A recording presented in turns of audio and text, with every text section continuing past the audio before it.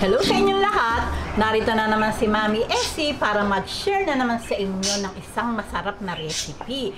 Ngayon po ay magluluto tayo ng chili garlic squid. Pero bago tayo mag-umpisa, kung kayo ay nasa Facebook, don't forget to follow, like, and share.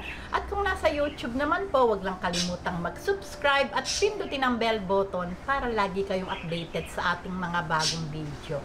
Ngayon, narito po ang ating mga kakailangan ng sangkap. Gagamit po tayo ng 1 kilong pusit.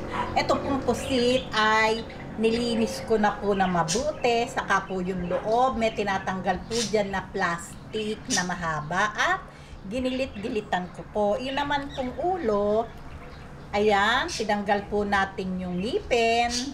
May ngipin po dito yan, yung matigas, at tinanggalan ko na din po ng tinta.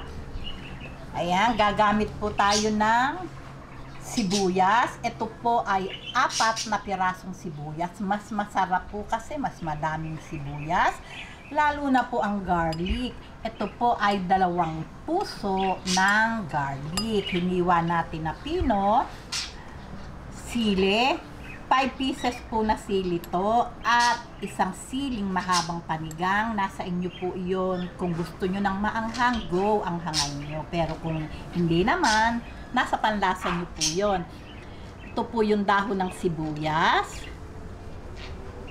2 teaspoon pamintang pino. 2 teaspoon seasoning powder. Optional po yan. 3 tablespoon na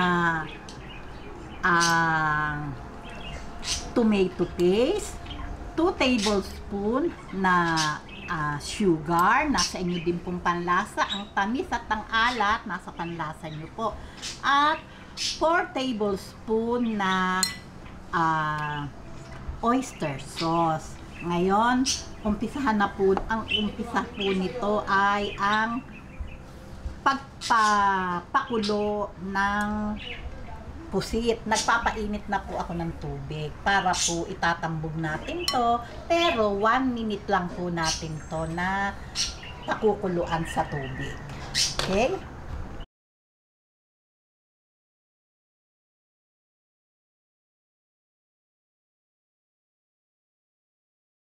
Ayan, ganito lang po yung tubig, mainit lang po. Ngayon, ito po itong ating squid. Ibabalance lang po natin to ng mga 1 minute.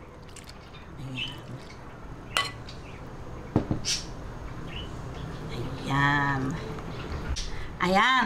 Nga po pala, syempre po palambing na naman si Mami Essie. Paki-share po itong video natin na to para po lalo pong dumami yung ating viewers at makapag-share pa po ako sa inyo ng maraming lutuin. Ngayon, pwede po kayong mag-comment kung ano po yung gusto nyong ipaluto sa inyong Mami Essie at atin pong tutugunan yun basta lang po kaya. Okay, thank you! Okay, ngayon, after 1 minute, tanggalin na po natin. Kasi po ito pong pusit, pag nasosobrahan po iyan ng pagluluto o pakulo, kumukunat po yan.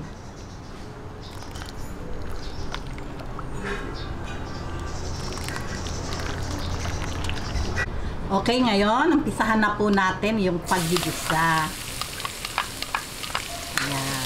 Pagsabayin na po natin yung sibuyas at itong ating garlic. Ayan, masarap po yung maraming sibuyas.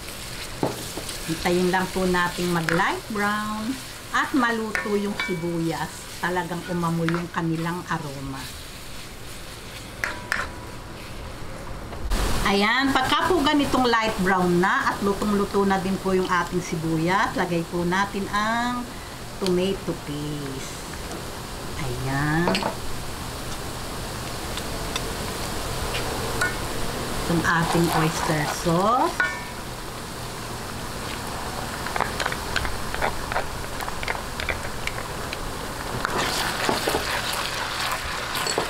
Itong ating sili.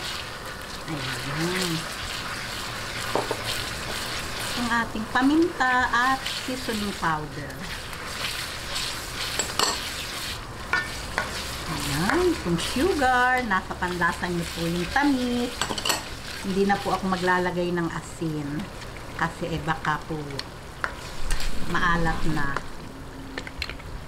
Sinutin po natin yung mga natitira sa ito. Ayan. Lagay po natin itong ating dahon ng sibuyas. Ayan. Siyempre po, masarap maraming dahon ng sibuyas. Ayan, di po ba? Ganyan lang kadali. Sabay-sabay lang po yan. Ngayon, lalagay na po natin itong ating squid. Ayan. O, diba? Mga 1 minute, 2 minutes, okay na po ito. Luto na.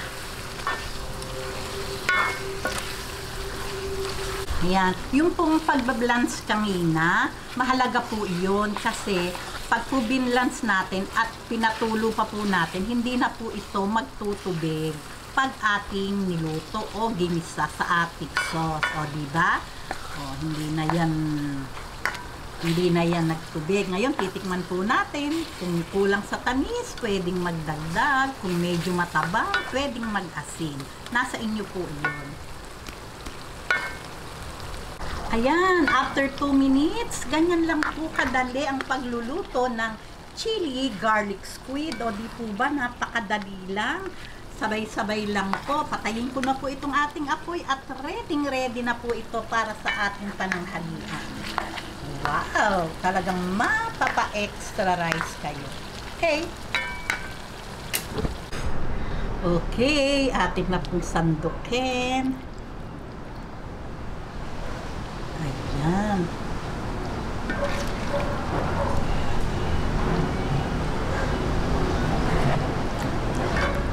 Ayan, heto na po talaga naman ang napakasarap na chili garlic squid.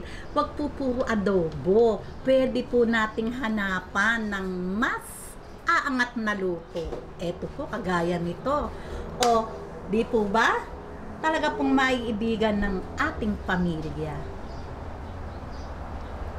O, gawin nyo na po ito. Ito pong luto na to, pwedeng ulam, pwedeng pulutan. Kung nagustuhan nyo ang video na to, huwag lang kalimutang mag-likes. And don't forget to share and subscribe. Baboos!